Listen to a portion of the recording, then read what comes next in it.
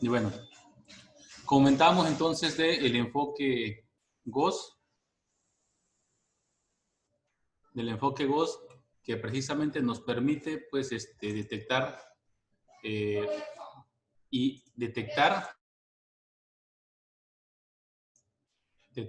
aislar fallas en sensores o actuadores, ¿verdad? A través de un banco de observadores. Y bueno, entonces recordando un poquito lo que habíamos visto el día de ayer con el esquema GOS, pues teníamos pues bancos de observadores que podíamos ir construyendo. ¿Qué es esto? Uy. Que podíamos ir construyendo y que de cierta manera nos podían ir generando pues, residuos que finalmente nos ayudaban a detectar y el elemento que estaba en falla, y a través de un bloque de decisión que no incluimos todavía ahí, pero que bueno, sería muy fácil hacerlo con puertas lógicas o hacerlo con un if anidados, pues podíamos detectar dónde había ocurrido una falla. De forma muy particular, decíamos, si está fallando el observador 1, ¿verdad? Si está fallando el sensor 1, pues ¿qué sucede? Que este observador en particular, como no tiene información del sensor 1, pues ni se da cuenta que hay una falla, ¿verdad? Entonces, para él no ha pasado nada. Mientras que y pues generan un residuo positivo, ¿verdad? Vamos a llamarle ese valor de residuo que está por encima del threshold, genera un valor de 1 para hacerlo binario. Si falla el sensor 2, ¿verdad? Este es con el sensor 1, el sensor 2, el sensor M, ¿verdad? El sensor 2, pues este sensor 2, pues recibe la salida 1, recibe la salida 3, recibe la salida M. Pero no recibe para nada la salida 2, así que no se da cuenta si está fallando el sensor 2, ¿verdad? Para él, mientras que el observador 1, sí recibe información del sensor fallado y por lo tanto genera pues una incidencia, mientras que el observador 2 no genera ninguna incidencia. Y así sucesivamente, ¿verdad? Si fuera el sensor M, pues tendríamos todos menos el sensor M. Entonces, esto, a final de cuentas, lo que nos permite es generar una tabla de incidencias de este tipo, ¿verdad? Ya para hacerlo más generalizado. Es decir, si pudiéramos hacerlo esto con compuertas SAN o con compuertas XOR, ¿no? Sería con compuertas XOR, nosotros podríamos ver cuando sean iguales que dé un 1 y cuando sean diferentes que dé un 0. Y fácilmente podríamos generar una alarma para pues, aislar el elemento que está fallado. Es decir, si todos tienen un 1 menos el R1, pues significa que R1 está fallando, ¿verdad? Que el sensor 1 está fallando. Si todos tienen un 1 menos el sensor 2, pues significa que el sensor 2 está fallando. Y de esa forma, pues podemos generar un aislamiento de fallas pues bastante eficiente. Nos permite detectar y nos permite aislar. Ahora, ¿qué pasa cuando hay más de una falla? Pues cuando hay más de una falla, pues ahí sí, no podemos hacer nada, ¿verdad? Este esquema no funciona para fallas múltiples, para fallas que ocurren al mismo tiempo, es decir, que falle el sensor 1 y el sensor... Que falle el sensor 1 y que falle el sensor 4, por decir así, al mismo momento, pues no podría yo hacer nada, ¿verdad? No podría yo hacer nada porque simple y sencillamente el esquema no permite detectar y aislar fallas múltiples. Otro caso donde falla, ¿verdad? Si ustedes se dan cuenta, otro caso donde falla el esquema es cuando tenemos entradas o salidas acopladas, ¿no? Las salidas acopladas son menos comunes que las entradas acopladas, pero las entradas acopladas, ahorita lo acabamos de ver, ¿no? En este esquema, en este ejemplo, pues el vector B, la matriz B del sistema, si nosotros analizamos la matriz B, desde ahí nos damos cuenta que está acoplado, ¿verdad? Porque analizamos la matriz B linealizada, pues nos damos cuenta que en realidad la matriz B pues tiene términos acoplados, ¿verdad? Es decir, que yo no podría, tendría yo que desacoplar primero el sistema con alguna técnica para desacoplar las entradas para poder diseñar el esquema de detección y aislamiento de fallas a través del esquema GOS. Y en lo personal, si uno se encuentra bajo esa situación, pues la verdad es que este esquema pues es el esquema de entrada, pero si yo quiero detectar fallas, sobre todo en actuadores, los esquemas que han mostrado mejor resultado para actuadores son los esquemas basados en observadores de entradas desconocidas. Son esquemas mucho mejores que pues, un esquema de banco de observadores GOS. Sobre todo si estamos utilizando, como en este caso, el observador Luenberger. ¿Va? Un observador proporcional integral o un enfoque descriptor, pues daría mucho mejores resultados que este. Entonces, pues, si ustedes están bajo ese criterio y quieren detectar fallas en actuadores, mi consejo es que a menos que se aseguren que las entradas están desacopladas, pues se vayan mejor con un esquema diferente como los que vamos a ver el día de mañana. ¿Va? ¿Hasta ahí alguna pregunta?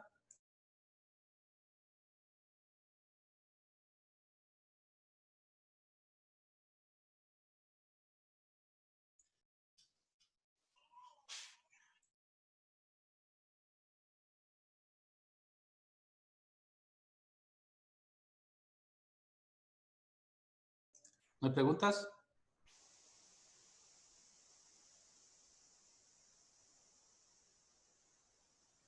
Sí, seguimos entonces por este. Vamos a ver el siguiente esquema de bancos de observadores, ¿va? Que es el esquema 2 o el esquema de observadores dedicados, ¿verdad? Cuando hablamos del esquema 2, a diferencia del esquema GOS, como lo indica, en este caso, cada observador está dedicado única y exclusivamente para una entrada o una salida. Es decir, el observador 1, ¿verdad?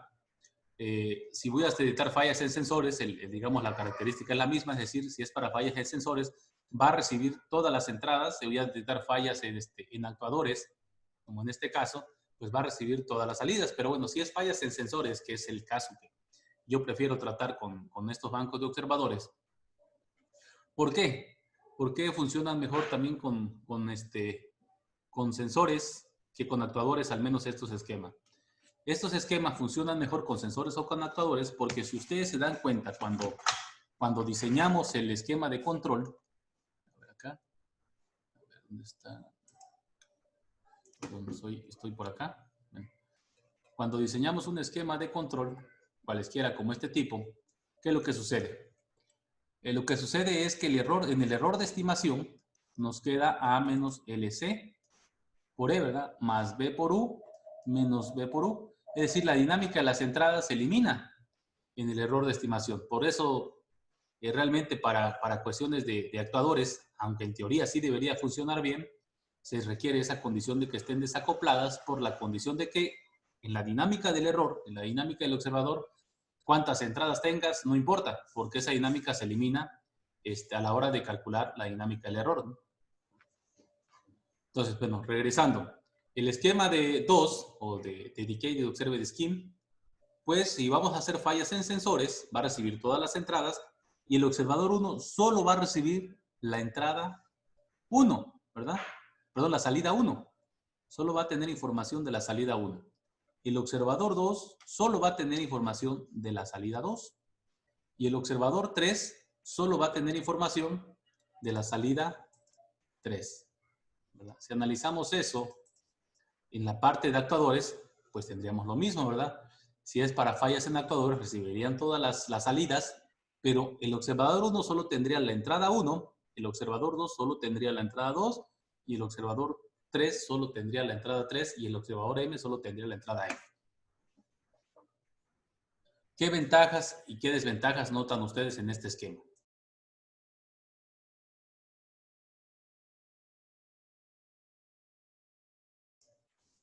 ¿Algo que noten acá?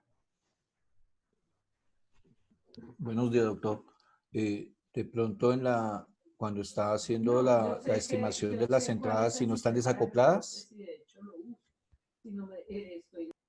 Bueno, ese problema sí sigue permaneciendo en los dos esquemas, ¿no? Pero hay algo mucho más sencillo aquí, ¿verdad? Que se alcanza a ver. Podría ser el hecho de que tengamos que tener un sensor por cada una de las variables, ¿no? No podemos persuadir de ninguno. No, no, pero eso es independiente, ¿va? O sea, al final de cuentas, si tú vas a hacer fallas en sensores, pues vas a hacer fallas sobre los sensores que tengas. Si es un sistema de 3 estados y nada más tienes para estimar 2, pues nada más vas a poder hacer un banco de 2 observadores, ¿va? No tiene caso porque no vas a estimar un sensor que no existe, ¿va? Un sensor que no existe nunca va a fallar. Entonces, acuérdense, todo esto, y eso es muy importante porque luego se pierde, ¿va? Cuando nos vamos sobre todo a las matemáticas, y matemáticamente hacemos un montón de cosas, pero cuando hablamos de fallas, no importa qué esquema, no importa cuán complejo sea la técnica que estemos usando, si hablamos de fallas, tiene un significado físico, necesariamente, ¿verdad? Hay un significado físico. Si es un sensor, pues es un sensor que se descalibró, o es un sensor que está dando más de lo que debe, o un sensor que, no sé, se recibió alguna sobrecarga y se dañó, ¿verdad? Hay algo físico ahí. Si es un actuador, pues es un motor que ya no da el empuje que debería de dar, o es un motor de corriente directa que debería estar a 2000 revoluciones por minuto y está a 1800 revoluciones, ya se degradó, ¿verdad? Con el tiempo se van degradando, o está bloqueado. Si es una válvula, la apertura ya no es la misma. Además, lo vemos todo el tiempo con las televisiones, ¿no? En la televisión vemos el control de volumen, y el control de volumen después de 60 se puede llegar a 100 y ya no aumenta absolutamente nada, ¿no? Entonces, hay un significado físico. Entonces, cuando hablamos de falla, siempre tiene un significado físico, porque algo que no existe no puede fallar, ¿no? Algo que es desde el punto de vista puramente matemático, no puede fallar, ¿no? Es más, cuando hablamos de fallas paramétricas y hablamos, por ejemplo, de que algo está fallando dentro del sistema, por ejemplo, decíamos, a mí me viene mucho el de las tuberías, pero también puede ser un circuito RLC, ¿verdad? Un circuito RC donde los estados, por ejemplo, pueden ser los voltajes o los estados son las corrientes. Sin embargo, para llegar a esos voltajes, esas corrientes, hay un modelo matemático que depende ¿de qué? De la resistencia, del capacitor, del inductor, ¿verdad? Y si el capacitor o el inductor, bueno, la resistencia se degrada, ¿verdad? Si ya era de 10 kiloohms y resulta que se dañó y ahora realmente está dando 5 kiloohms, pues todo lo demás ya falló, ¿verdad? Pero es una falla física de un parámetro. Cuando hablamos de parámetros se refiere de un dispositivo del sistema. Todo tiene un significado físico. Aun cuando matemáticamente podamos hacer maravillas, cuando hablamos de fallas, siempre debemos tener en cuenta eso. Todo tiene un significado físico. Entonces aquí, ¿cuál es el problema? Analicen la gráfica. Centrémonos en la gráfica 1.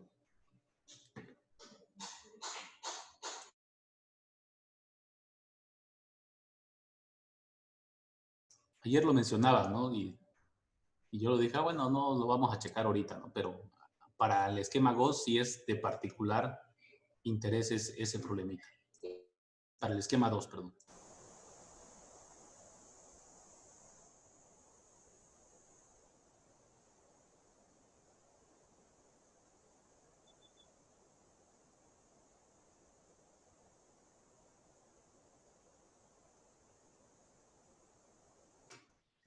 Bueno, es sencillo. ¿Cuántas entradas recibe cada observador? Todas las entradas. No. Perdón, ¿cuántas salidas recibe? Una salida. Una sola salida, ¿verdad? Fíjense el esquema Gauss. ¿Cuántas salidas recibe? Todas menos una, ¿verdad? Aquí, ¿cuántas recibe? Pues esa una que sobraba en el otro esquema. Es el complemento, de hecho, del otro esquema, ¿no? Recibe nada más esa única salida. El observador 1 recibe nada más la salida 1, el observador 2 la salida 2. ¿Qué problema nos puede traer eso?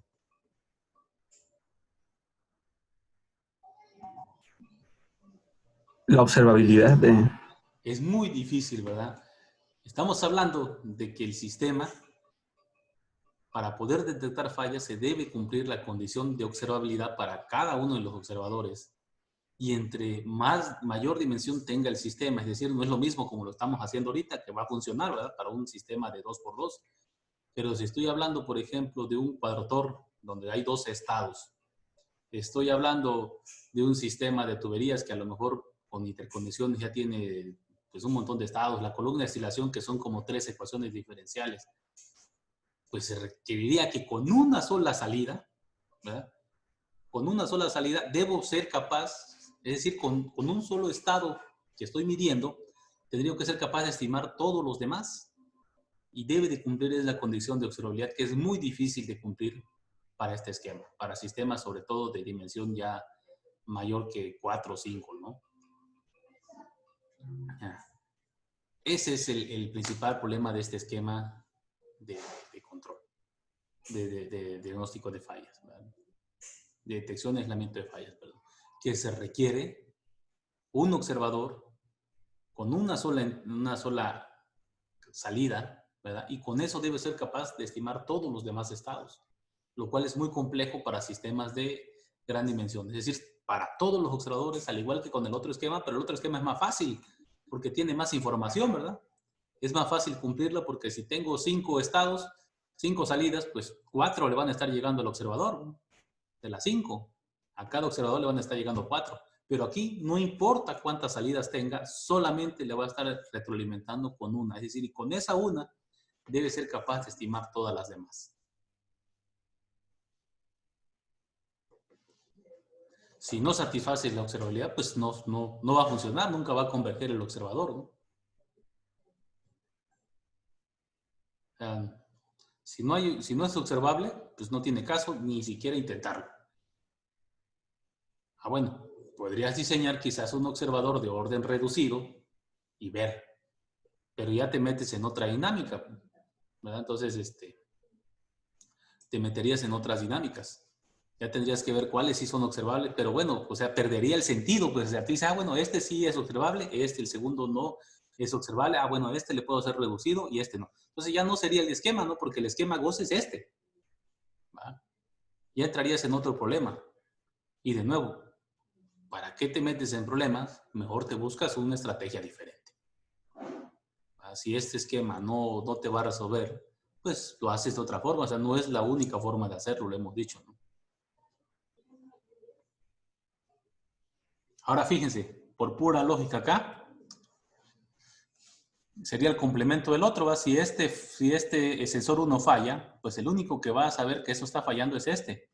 Por lo tanto, este va a estar en 1, los demás van a estar en 0, ¿verdad? Si el sensor 2 falla, pues tendríamos eso. Si el sensor 3 falla, pues tendríamos eso, ¿verdad? Es el complemento del otro esquema. Bueno, en realidad no es que no sea prueba de fallas, ¿verdad? Le estamos diciendo que este esquema de control ya no sería el adecuado. Este esquema de diagnóstico, perdón, ya no sería el adecuado. Tendrías que buscar un esquema diferente.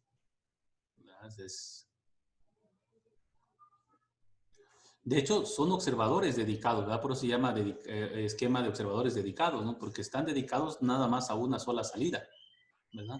Entonces, eso es lo que lo hace ser dedicado. Mientras el que generalizado, por eso el generalizado en la literatura también es mucho más utilizado, ¿verdad? Si buscamos artículos sobre Generalized Observed Scheme, vamos a encontrar muchos más artículos de esos que de estos. ¿Por qué? Porque, bueno, si tienes un sistemita de 2x2, de 3x3, cualquiera de los dos te va a funcionar, ¿verdad?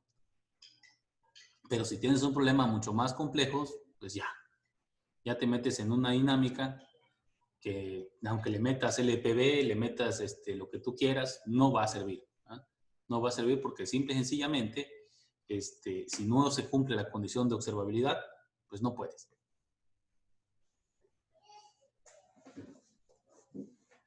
¿Alguna otra pregunta o comentario antes de que pasemos a la simulación?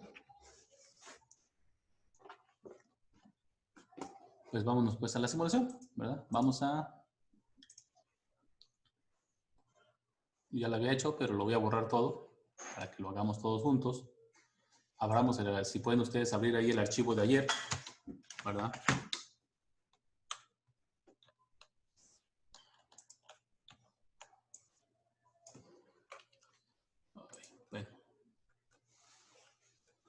De hecho, voy a agarrar el mismo archivo de ayer. En cuanto al observador de orden completo, pues no hay cambio, ¿verdad? Es el mismo. Lo que cambiaría nada más es el dedicado. El observador 1, pues recibiría la entrada 1, ¿verdad? Esta línea es la que cambiaríamos. Ahí donde tienen ustedes su archivito. Mientras que el observador 2, pues recibiría únicamente la entrada 2, ¿no? Lo que cambia es la matriz C.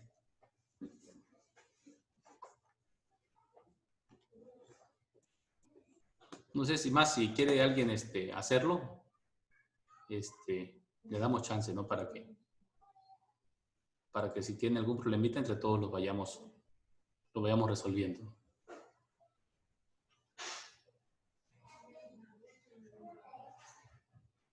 ¿No?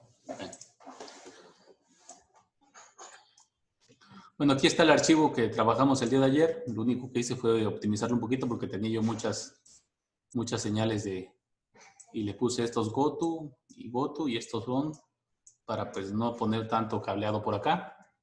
Es el mismo sistemita, ¿verdad? Que tiene una falla que se activa. La vamos a activar un poquito más porque el observador tarda en converger de 30 a 40 de punto 2. Y vamos a activar una falla en el sensor 2 de 45 a 55, ¿verdad? Vamos a ver qué pasa. Vamos a simular el observador de orden completo. Ahí está, ¿verdad? Tenemos una buena estimación.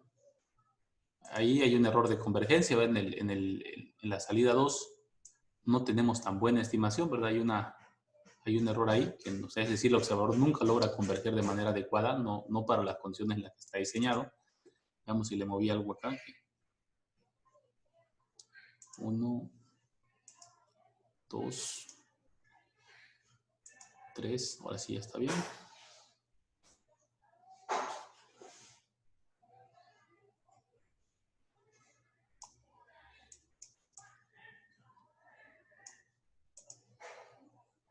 Y 4. Ahí está. ¿Verdad? Tenemos ahí bien las entradas, P1, P2, la condensación y el residuo. Lo único que no tenemos al parecer es una muy buena convergencia. Así, si ustedes notan acá, nunca logra converger bien el observador, ¿verdad? El observador de completo, lo cual me extraña porque ayer ya teníamos convergencia. Entonces quizás le moví algo. Observador completo.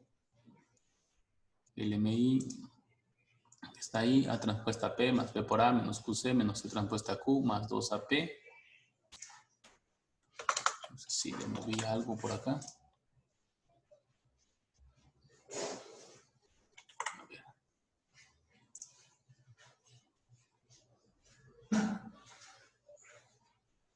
Pues no, ¿verdad? Al parecer sí converge, pero la falla, como entra la falla no lo deja converger.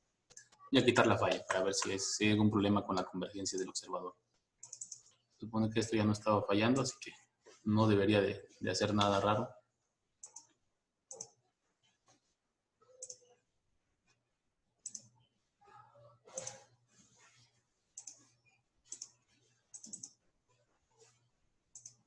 No sé, hay un error de convergencia, ¿verdad? Este de acá no está convergiendo. O sea, queda cerca, pero nunca converge. De hecho, hay un error, ¿verdad? Si ustedes lo ven acá. Hay un error pues considerable que no lo está haciendo. ¿Por qué no lo está haciendo? Es entrada 1, entrada 2, 1, 2, P1, P2. Ah, aquí está al revés, ¿verdad? No, está bien. P2, P2.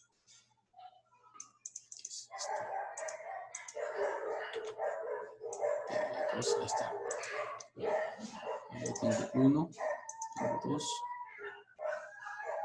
Y a ver si le estaba yo marcando una señal que no era. No, no es eso.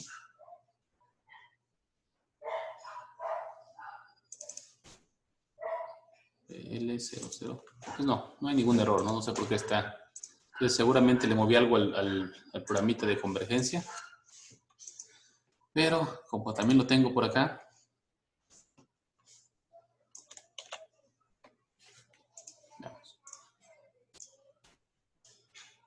Ahí está. Hay un error de convergencia, ¿verdad? El observador no logra converger de forma adecuada, pero ese ya es un errorcito que por el momento no nos vamos a meter a refinar, ¿no? Porque no nos interesa esa parte ahorita de refinar, al menos no el observador de orden completo, ¿vale? El que nos interesa es el observador, el otro no, el observador de orden reducido. Ah, ya vi por qué. Es que estoy utilizando la LMI con colocación de polos y esa no funcionaba bien, ¿no? Está bien. A ver, con colocación de polos.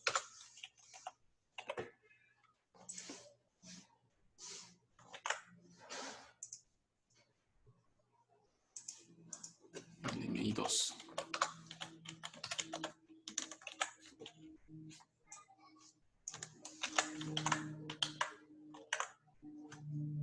Esto no es.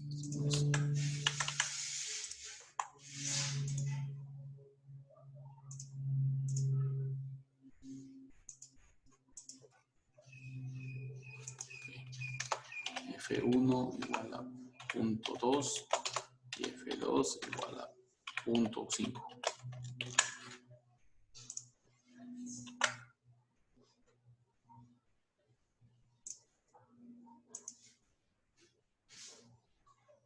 Hay un error de estimación. Ahorita no, la verdad no le encuentro dónde está el errorcillo y no voy a perder tiempo ahorita con eso porque lo que quiero irme es al observador, al banco de observadores.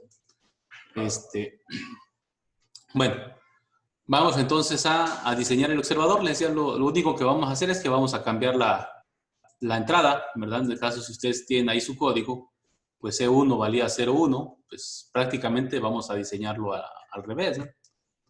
Vamos a hacer la conexión nada más de forma como le indica el banco de observadores y C2 pues con esa entrada. Entonces vamos a compilar, ¿verdad? Vamos a ver si son factibles los observadores. Las dos ganancias se resuelven, ¿verdad? De forma muy sencillita. Y vamos a programar los observadores. Aquí está. Entonces, este va a ser mi observador 1. Lo único que vamos a cambiar es que si ustedes tienen el código que tienen ahí a la mano el código de ayer, el observador 1 le entraba P2, mientras que en este le va a estar entrando la salida 1, ¿verdad? Y1. Le vamos a estar metiendo la salida 1, ¿verdad? De hecho, si vemos acá, el observador 1, pues lo estoy alimentando con Y1, ¿verdad? Y el observador 2 lo estoy alimentando con Y2. Ahí se alcanza a apreciar. Ahí está. Observador 1 lo alimentamos con Y1 y observador 2 con Y2. Por lo tanto, pues hay que hacer pues lo del punto de equilibrio. Entonces corremos y generamos los residuos. Entonces ahorita la falla que estamos activando, voy a activar las dos fallas, de 45 a 55 F2 y vamos a activar también F1, verán, sensor 1, le vamos a activar esta falla. Aquí lo tengo desconectado, por eso no aparece allá. Aquí está.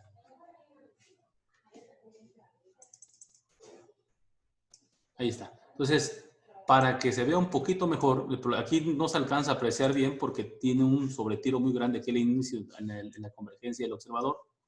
Entonces, para que se aprecie mejor, vamos a, les decía, considerar la norma 2. En este caso, como es una sola señal, es decir, la que estoy reduciendo, pues solamente basta con que sea el valor absoluto. Si fuera un vector, pues tendremos que calcular bien la norma 2, ¿no? Para este caso en particular, con eso es más que suficiente.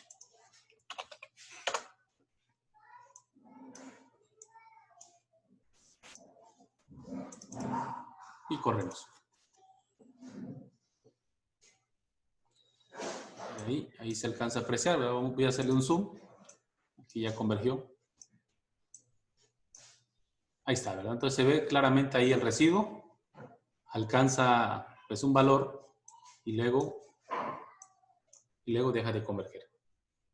Tenemos en el caso, cuando falla el sensor 1, pues nada más lo nota, ¿verdad? Mientras que de aquí ni se da cuenta, ¿verdad?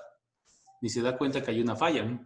Cuando falla el sensor 2, pues lo estamos inyectando la entrada 2, la entrada 2 que es la que está acá, menos la salida 2, menos la salida estimada, y al observador 2, pues también le inyectamos la entrada 2, y aquí pues tenemos que reconfigurar el modelo. ¿Va? Ahora, en lugar de que sea L1 por C, como lo teníamos el día de ayer, pues va a ser L2 por C2, L1 por C1. Y también tendrían que cambiar la dimensión acá, porque como ya cambia la dimensión de B y L, pues aquí también sería 1,3. ¿Vale? Y este es lo que tenemos, ¿no? Me gustaría que se viera, vamos a ver un poquito mejor, ¿no? Porque vamos a exagerar la falla, porque esta falla no deja ver mucho, ¿no? Vamos a cambiar aquí, lo cambio desde acá. Voy a ponerle una falla un poquito más grande. La falla 1 la vamos a poner de 0.6 y la falla 2 de 1.4.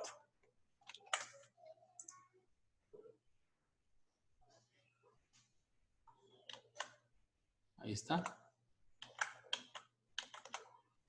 Corremos.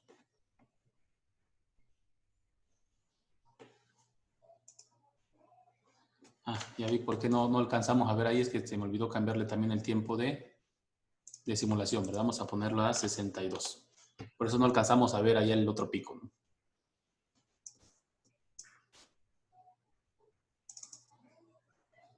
Si aquí se alcanza a apreciar, ¿verdad? Inclusive aquí se alcanza a apreciar ese cambio en 45. Este sobre todo es mucho más, más adecuado, ¿no? ¿Alguna pregunta?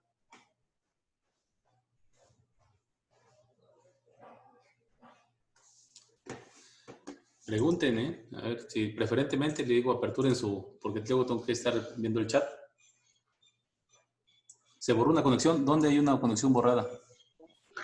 Ah, esta de acá. Esta parece que sí. no lo estamos usando, así que no hay problema. No, creo que había otra, pero no estoy seguro. A ver. Y1, Y1, Y2, Y2, aquí. Le metemos la falla. ¿Está bien? Le metemos, no sé si alguien tenga este mismo problema. Mi Simulink no me permite exportar al Workspace, ¿no? Si a alguien le ha pasado. Porque tengo aquí varias variables declaradas para Workspace porque me hubiera gustado más para hacer el ajuste automático allá y no pude hacerlo porque no me reconoce, ¿verdad? Si le mando al Workspace, en el Workspace no aparecen las variables que están allá. Cosa rara, nunca me había pasado, ¿no? Tengo una versión, se supone, no sé si es porque es una versión gratuita de MATLAB, que no me permite hacer nada de eso. Doctor, disculpe. ¿Sí? ¿Será que podemos ver el scope del observador principal? Sí, el scope del observador Gracias. principal está aquí. ¿Por qué está así tan feo? A ver. Una.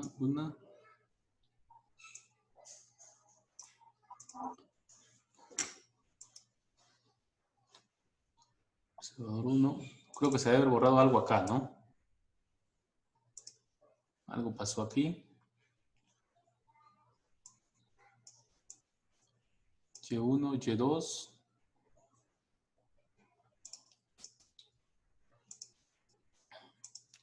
Y1.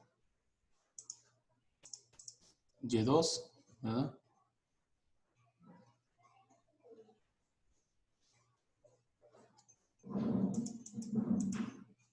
Entrada 1.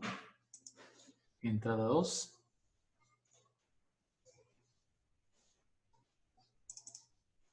Los residuos.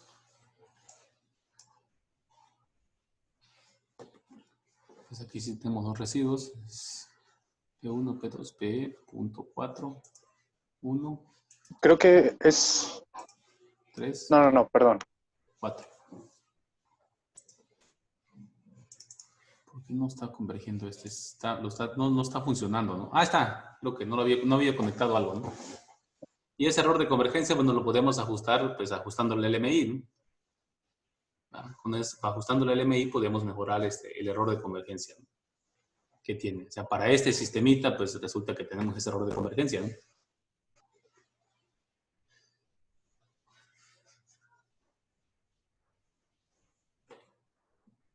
¿Alguna pregunta?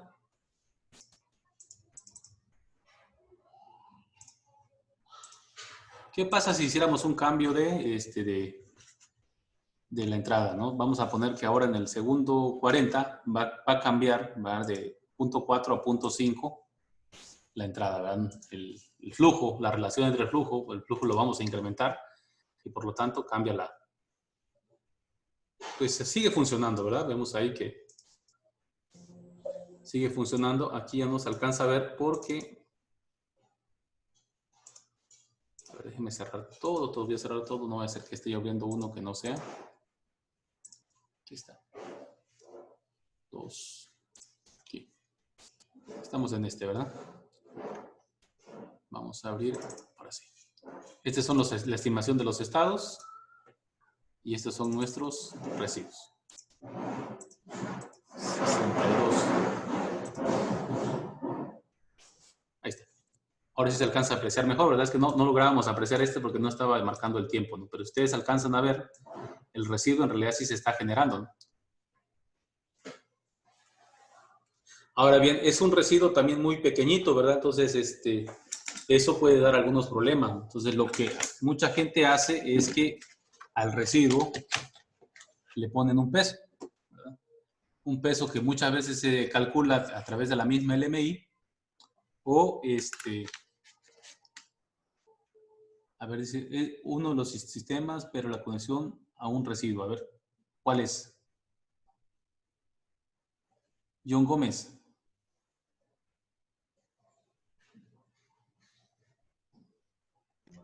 Ronay, tengo una pregunta. ¿La clase de ayer ya la subiste a YouTube? Sí, ya está en YouTube.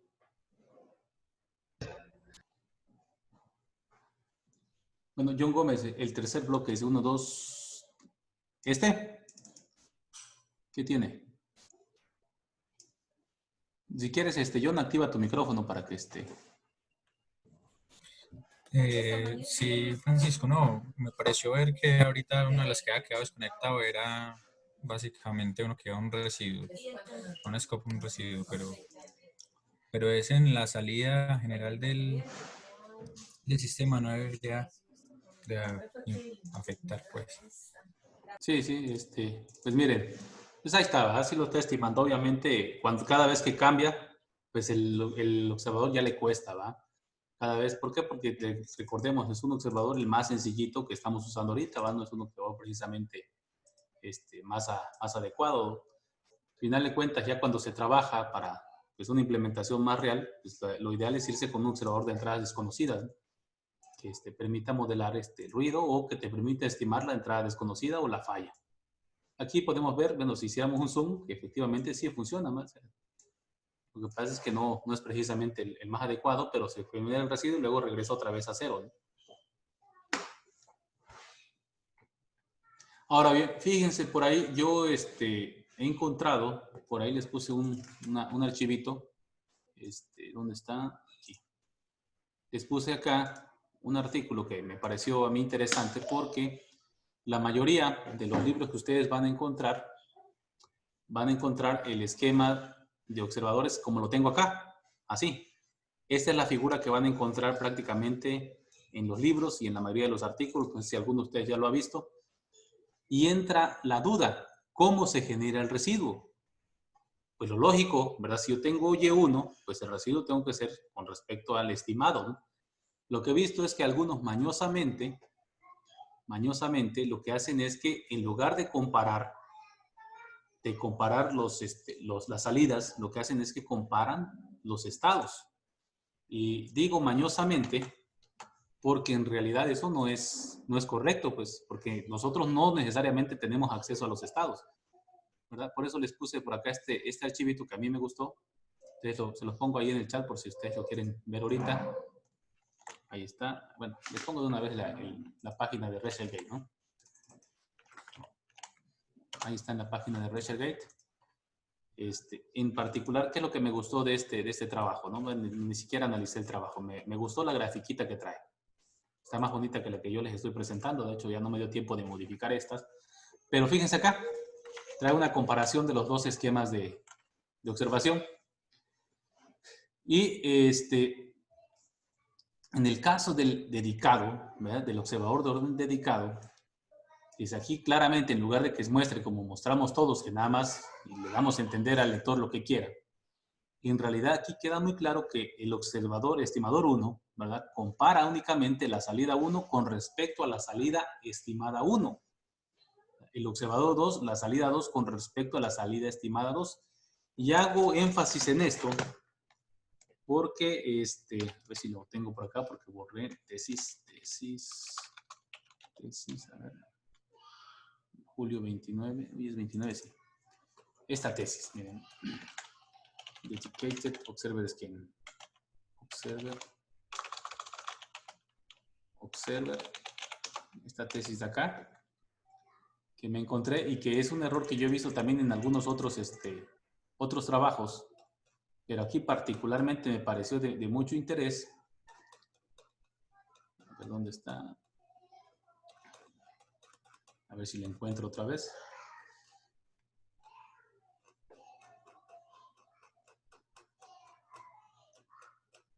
Creo que era más para arribita. Aquí está, miren. Que el residuo 1 lo genera comparando los estados, ¿verdad? Compara todos los estados, lo cual es incorrecto porque no necesariamente tenemos acceso a todos los estados, ¿verdad? Es decir, lo tenemos en Simulink. En Simulink obviamente tenemos acceso a los estados del modelo, pues porque tenemos el modelo. Y con el observador sí tenemos acceso a todos los estados estimados. Los estimados sí los tenemos, pero los estados reales no necesariamente los tenemos. Entonces, ¿por qué lo hacen? Porque, pues, de alguna manera el residuo se ve más bonito, ¿verdad? El residuo se ve más grande. La magnitud del residuo, pues, cambia. Entonces, sin embargo, como pueden ver aquí en este trabajo, lo correcto realmente es esto, ¿no? Es estimar, pues, lo que estoy haciendo. Es un estimador de residuos con respecto a las salidas, ¿no? Y en el generalizado, aquí también propone un esquema similar, ¿no? En este caso le llama Y1 porque en realidad aquí lo que hace es estimar, pues, todas las salidas medidas con respecto a los estados medidos, ¿no? Entonces aquí sí tenemos, aquí la norma sí es necesaria, ¿no? Porque nos permite, pues, mejorar esta estimación, sobre todo cuando es de 3 en adelante, ¿no? Es algo nada más para tener en cuenta, ¿no?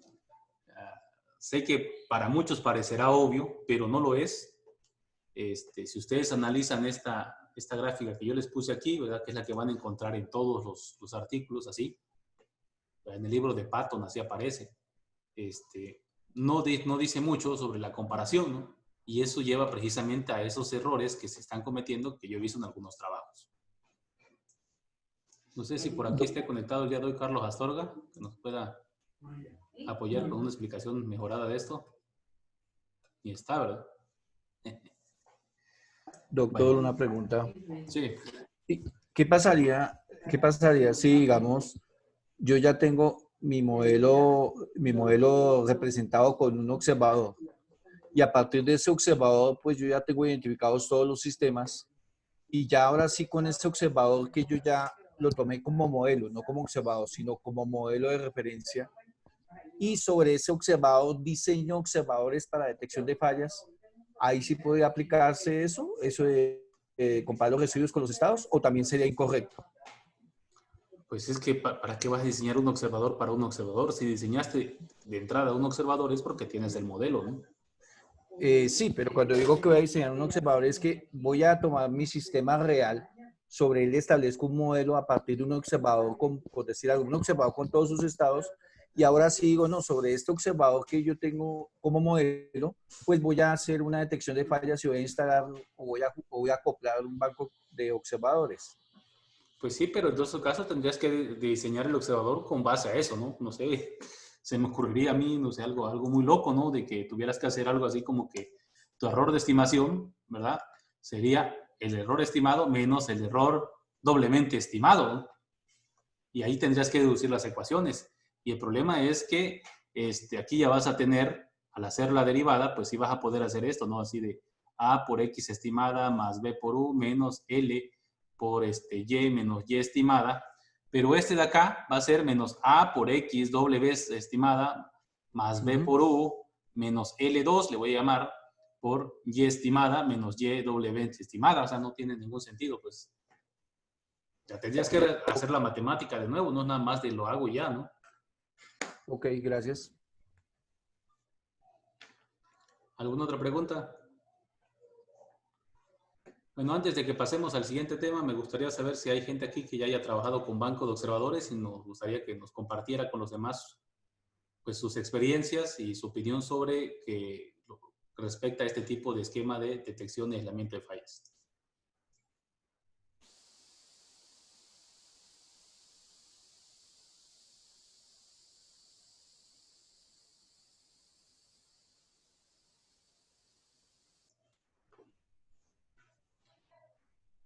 ¿Alguien aquí ha trabajado con el esquema GOS o el esquema 2?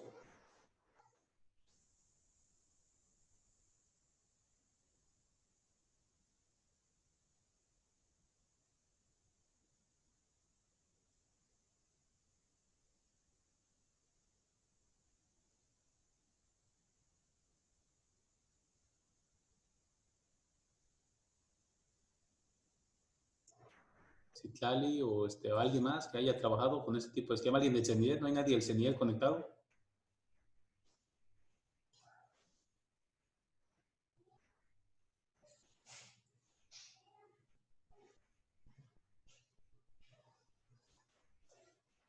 Pues según esta lista hay varios del CENIDET, ¿no?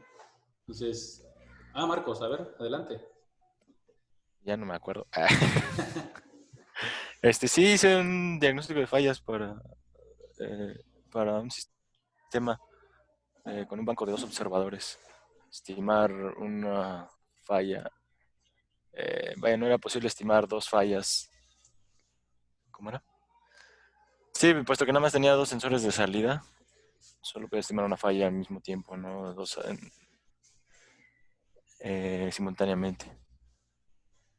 Claro. ¿Sí? ¿Cuál era la pregunta? Perdón. Ahora, fíjense que ese es otro. El esquema GOS no lo permite, pero el esquema 2 sí permite fallas simultáneas. ¿Por qué? Porque cada uno está dedicado nada más a una entrada, no se ve interferido por las demás entradas.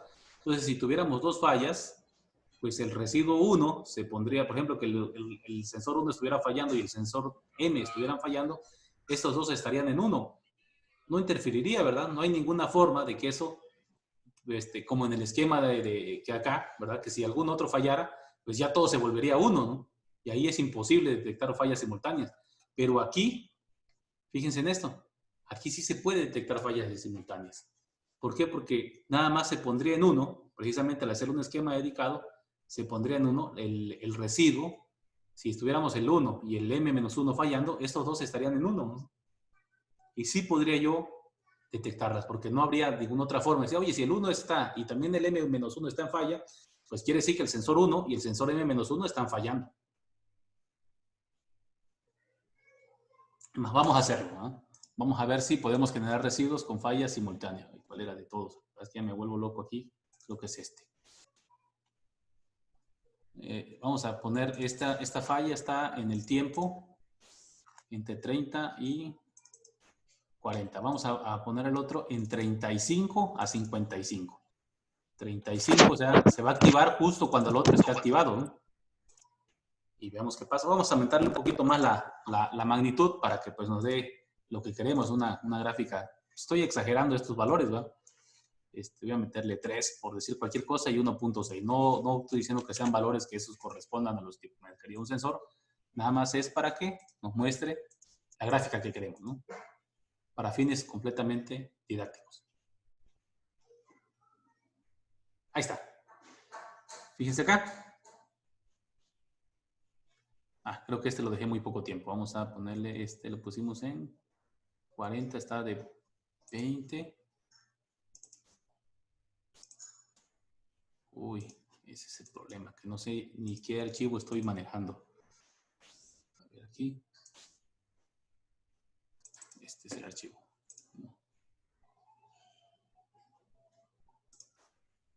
Ahí está, fíjense.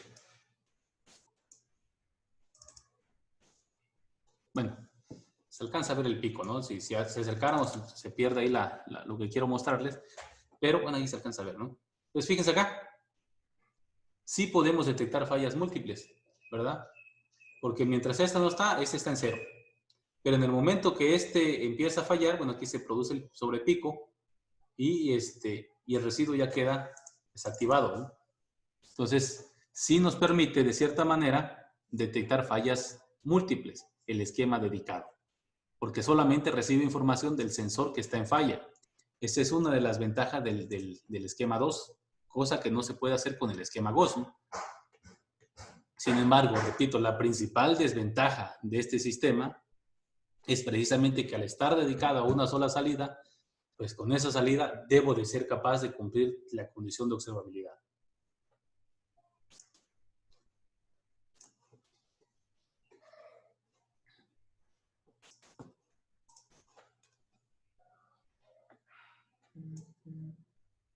Bueno, ¿alguna otra pregunta?